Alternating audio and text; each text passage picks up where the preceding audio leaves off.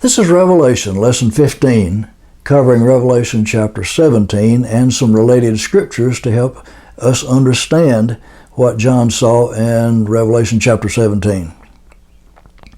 The previous lesson deals with those 7 last plagues which those 7 angels pour out on earth.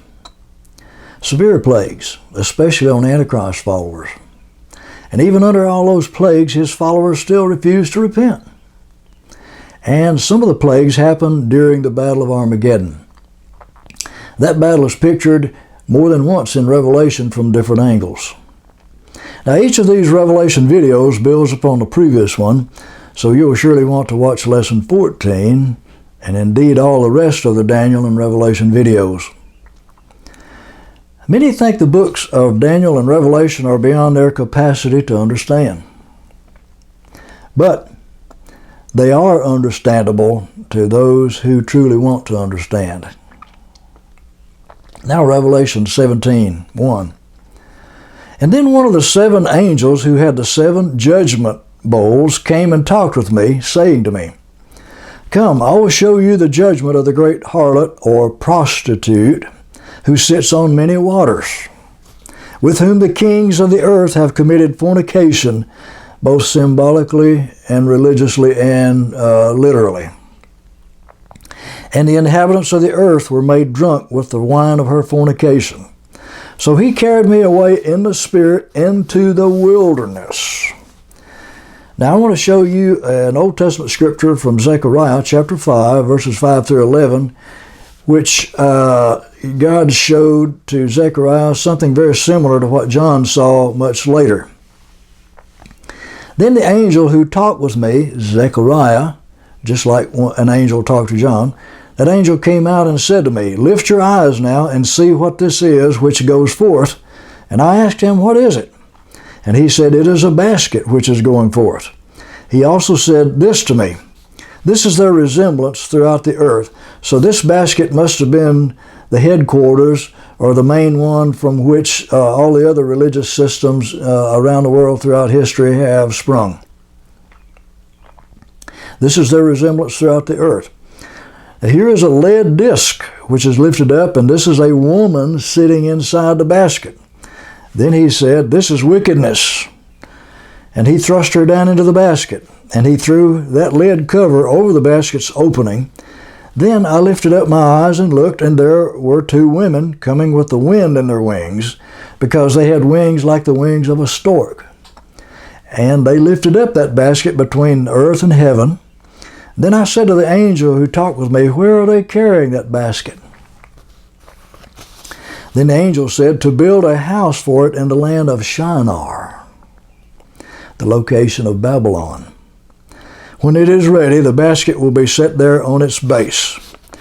This is very similar to what John saw, a woman called wickedness, and John saw the woman sitting on a scarlet-colored beast and blasphemy on its head and so forth. But we got to look at some earlier history of Shinar, Babylon. Noah had 3 sons, Shem, Ham, and Japheth, and his son Ham had Cush. Now, in Genesis 10, 8 through 12, Cush begot Nimrod, and he began to be a mighty one on the earth. He was a mighty hunter before the Lord. Therefore, it is said, like Nimrod, the mighty hunter before the Lord. And the beginning of his kingdom was Babel, and some other cities, all in the land of Shinar. And from that land he went to Assyria and built Nineveh and some other cities. Babel was home of the first political and religious rebellion against the Creator. That's what all this Old Testament history is showing. So let's look back at some more of it in Genesis 11, 1 through 9. Now the whole earth had one language and one speech.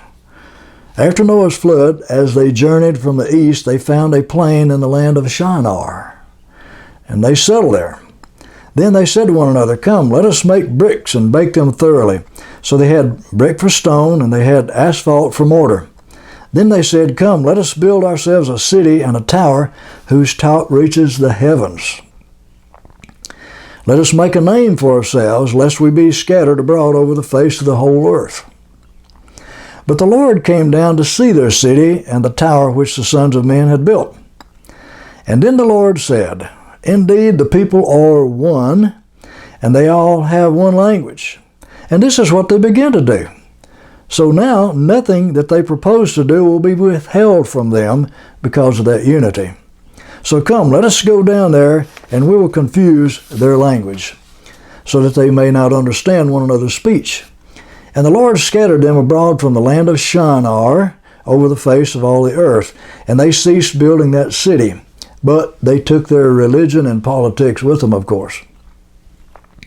Therefore, that city is called Babel, from which comes the name Babylon, because it was there that the Lord confused the language of all the earth, and that's what Babel means, confusion.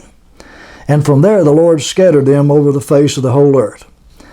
Now back to Revelation 17. And I saw a woman sitting on a scarlet beast, which was full of names of blasphemy, having 7 heads and 10 horns. Now this lesson is a little bit involved, so I hope you'll have patience with me as I show you these drawings, these charts. I don't know how well you can see that, but this is one artist's view or rendering of the woman sitting on the scarlet-colored beast, and this is wickedness and mystery Babylon. Okay? Now, another picture shows you another artist's rendering of that 7-headed beast is like this, with 7 heads and 10 horns. Different artists drew them differently. The problem with both of these is that they're showing the horns distributed upon the different heads, but the Bible teaches that those horns, those 10 horns, were on the 7th head, the last one that John saw. And you remember in Daniel we saw this beast. This represents Rome, and the end-time kingdom will have 7 horns on that one head. It'll just be that last head, not all of them. I also need to show you this. Nebuchadnezzar saw those kingdoms in the form of a large statue made of different metals, and showing the history of the Gentile kingdoms until God sets up his kingdom. And you'll notice at the end, the bottom of the legs, which represented the kingdom of Rome, one with the 7 or 10 horns, 7 head, 10 horns, are 10 toes made of clay and iron, which did not mix. The 10 toes represent the same 10 kings which you saw on that beast of Rome. And Daniel saw one vision, Nebuchadnezzar saw the other, but they talk about the same thing in the end times. These are end times happenings. All right. I saw a woman sitting on a scarlet beast, which was full of names of blasphemy, having 7 heads and 10 horns. Again, the 10 horns were on that 7th head. That woman was clothed with purple and scarlet garments, and was adorned with gold and precious stones and pearls, holding in her hand a golden cup, as you saw in the drawing, full of abominations and filthiness of her fornication. And on her forehead the name was written, Mystery Babylon. Now, the word mystery has to do with religion. So this is a religious person, a being. This is a picture of religion in the Gentile kingdoms from the first to the last. Religion has controlled all the Gentile kingdoms from the first to the last. You can see that as you study history. On her forehead a name was written, Mystery Babylon the Great, the mother of all the harlots or prostitutes and of all the abominations of the earth. This is talking about a religious system, so religion is pictured as fornication. Religion rebels against God, and that's the way God pictures religion, as a prostitute. Throughout the Old Testament, Israel engaged in such religious and literal prostitution. And I saw that woman drunk with the blood of the saints. That has happened. All these nations, Gentile kingdoms, and their religions have persecuted the saints of God throughout the centuries. and with the blood of the martyrs of Jesus Christ after he came along. So part of these has to do with after the New Testament was formed. Old Testament and New Testament. And when I saw her, John said, I marveled with great amazement. He was impressed. But the angel said to me, why did you marvel? I will tell you the mystery of the woman and of the beast that carries her, the one which has 7 heads and 10 horns. This most interesting and very informative lesson will have to be continued on the next video.